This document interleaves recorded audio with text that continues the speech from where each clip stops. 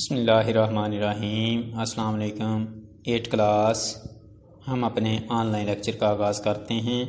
हमने chapter number 8 start किया हुआ था, जिसकी एक्सरसाइज 8 के कल हमने क्वेश्चन नंबर 3 और 5 सॉल्व किए थे। तो आज 3 और 4 क्वेश्चन सॉल्व किए थे। आज हम क्वेश्चन नंबर 5 देखते हैं क्या है कि 10 men working 8 hour a day can complete a job in 35 days। कि अगर 100 आदमी हों तो वो 8 घंटे रोज़ाना काम करें तो वो अपने काम को 35 दिनों में कंप्लीट कर लेते हैं।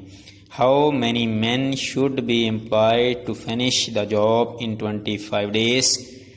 कितने आदमी इसी काम को 25 डेज़ में कंप्लीट कर लेंगे। If they work 10 hours a day, अगर वो एक दिन में 8 की बजाय 10 घंटे काम करें तो वो कितने आदमी इसी काम को 25 दिनों में कंप्लीट कर लेंगे। तो जो चीज़ फाइंड आउट करनी है उसको हम सपोज कर लेते होते हैं कि अब हमने हाउ मैनी एम्प्लॉयड यानी कि number of man find out करना है। तो हम लिखेंगे सपोज दैट कि let man equal to x.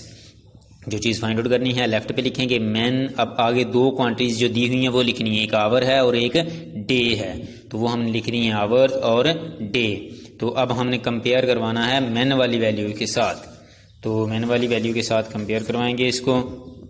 पहले इसको छोड़ देते हैं, जस्ट हम मैन और आवर लेते हैं। अब देखें रोज़ाना अगर 8 घंटे काम होता है, 100 आदमी हैं तो 8 घंटे काम करके कंप्लीट होते हैं। यानी कि अब घंटे बढ़ाएंगे तो काम को कंप्लीट करने के लिए, फिर अगर हम घंटे बढ़ाएंगे तो काम को कंप्लीट करने के लिए आदमी कम लगेंगे, फिर ही वो काम कंप्लीट हो जाएगा। जब आदमी 8 की बजाय 10 घंटे काम करेंगे तो कम आदमी उसी काम को कंप्लीट कर सकते हैं। तो ये एक चीज़ बढ़ाने से आदमी कम करना, अगर घंटे बढ़ाएंगे आदमी ज़्यादा काम करेंगे तो आदमी फिर कम भी होंगे तब भी काम कंप्लीट हो जाएगा। तो घंटे बढ़ाने से आदमी कम करना पड़ेंगे। तो ये आपके पास क्या होगा, इन्वर्स प्रोपोर्शन होगा। इसी तरीके से हम इसके साथ देखेंगे, जिस चीज़ फाइंड आउट करनी है उसको ही कंपेयर करवाना होता है उसके साथ। तो अब अगर आप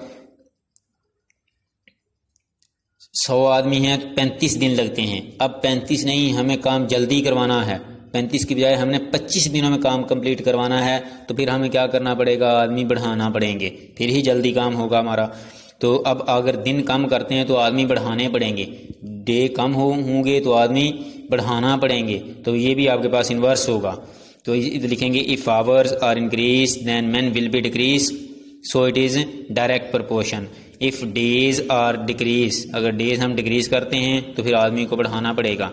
then man will be increase, so it is inverse proportion. दोनों इन्वर्स हैं, डायरेक्ट नहीं है, इन्वर्स प्रोपोर्शन है, ये भी इन्वर्स प्रोपोर्शन है। अब फाइंड आउट करने वाला एरो तो आपने नीचे से ऊपर को ही लगाना है।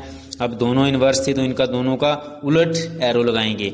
लिखने का तरीका वही है, इनिशियल साइड ऊपर, डिनोमिनेटर में हेड वाली साइड, और इसी तरीके से ये ऊपर ये नीचे। अब ये ऊपर और ये नीचे, इसको मल्टीप्लाई करवाएंगे, कंटिन्यूट प्रोपोर्शन है।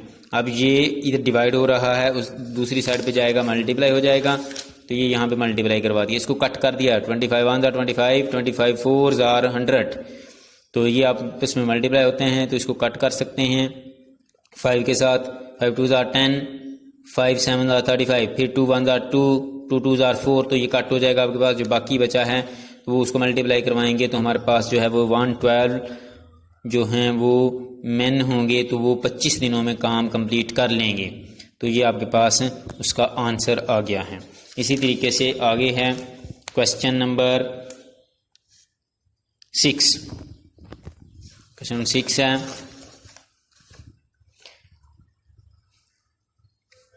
A man leave 240,000 to his, यानी कि 2,40,000 base to his their 3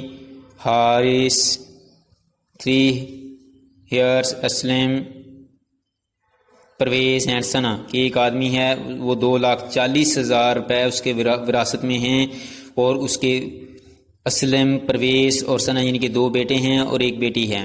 according to his will it is to be distributed in the ratio 5:4:3। how much of the inheritance does each here receive कि हर एक वर्षा के हिस्से में कितनी amount I है, अगर वो इस रेशो के साथ उसको डिस्ट्रीब्यूट करवाना चाहता है, यानी कि असलम को 5, परवेज़ का 4 और 4 हिस्से और सना के 3 हिस्सों में इसी तरीके हिस्सों में डिवाइड करना चाहे तो बताएं कि हर एक वर्षा को कितनी अमाउंट उसके हिस्से में आई है। यानी कि एक आदमी है, उसकी 2,40,000 अमाउंट छोड़ दी है, उसके वर्षे में क्या था कि 2 बेटे और 1 बेटी है, आपने उसकी अमाउंट को इस रेशो के साथ डिवाइड करना है, तो आप बताएं कि कितनी कितनी हर एक के हिस्से में आएगी। तो अब हम लिखेंगे सबसे पहले कि टोटल अमाउंट 2,40,000 रुपये, ratio between Aslam Parvez and Sana, Aslam Parvez Sana, उसी तरीके से इसकी रेशियो लिख लेंगे, sum of ratio find out करेंगे, इनको सम कर लेंगे 12। अब लिखेंगे असलम शेयर ऑफ असलम, या असलम का हिस्सा या असलम शेयर। तो असलम की रेशियो कितनी थी, 5 थी, तो 5 divided by total, sum of ratio 5 divided by sum of ratio multiply जितनी अमाउंट में से उसका हिस्सा निकालना है उसको मल्टीप्लाई करवाएंगे। 12 1s are 12, कट कर देंगे, 12 1s are 12, 12 2s are 24, बाकी जीरो सारे के सारे ऐसे ही आ जाएंगे। फिर इसको मल्टीप्लाई करवा देंगे तो असलम के हिस्से में 1,00,000 रुपये आएंगे।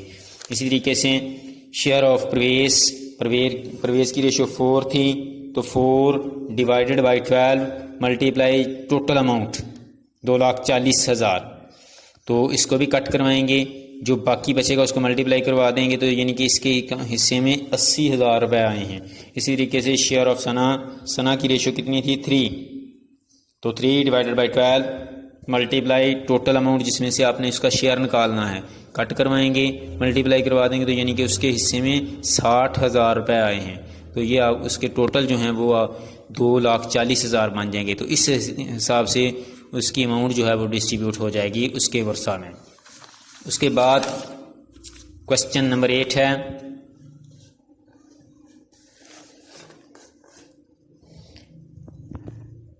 What will be 450 amount 2 into year at 5% per एनुअम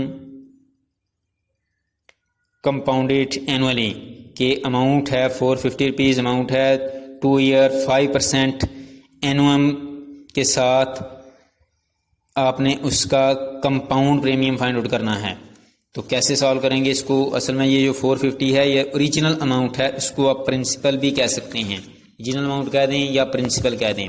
तो प्रिंसिपल 450 रुपीज़, टाइम ड्यूरेशन कितनी है, 2 ईयर है, रेट हमारे पास क्या है 5% है। तो फार्मूला क्या होता है, markup equal to principal multiply rate multiply time. तो मार्कअप पहले फाइंड आउट करेंगे, उसका मार्कअप उसने कहा है कि 450 अमाउंट जो है वो 2 साल में 5% के हिसाब से कितनी हो जाएगी। तो हमने मार्कअप फाइंड आउट करना है, जितना उसको मार्कअप मिलेगा वो उसमें ऐड कर देंगे, 2 साल बाद उस बंदे की अमाउंट जो है वो उतनी हो जाएगी। क्वेश्चन में उसने क्या कहा है, उसने कहा है कि ये 450 अमाउंट है किसी आदमी के पास, उसने बैंक में सबमिट करवा दी है, 2 साल के बाद 5% के शरह से कितना उसको मुनाफा होगा, यानी कि कितना उसको लोन मिलेगा, तो टोटल अमाउंट उसकी कितनी हो जाएगी। तो टोटल अमाउंट आपने फाइंड आउट करनी है, original amount, principal, time 2 year और रेट 5%। फार्मूला है markup equal to principal multiply rate multiply time. तो वैल्यू पुट करेंगे 450, रेट 5%, 2 ईयर। अब परसेंटेज को ख़त्म करने के लिए डिनोमिनेटर में 100 लगाते होते हैं, तो ये 0 0 से कट हो जाएगा, बाकी ऊपर वाले आपसे मल्टीप्लाई करवा दिए हैं, नीचे भी 10 था, ये 5 2s are 10 हुआ है, 10 10 से कैंसिल। तो ये उसका मार्कअप है, यानी कि 2 साल के बाद उसको 45 रुपये और मिलेंगे।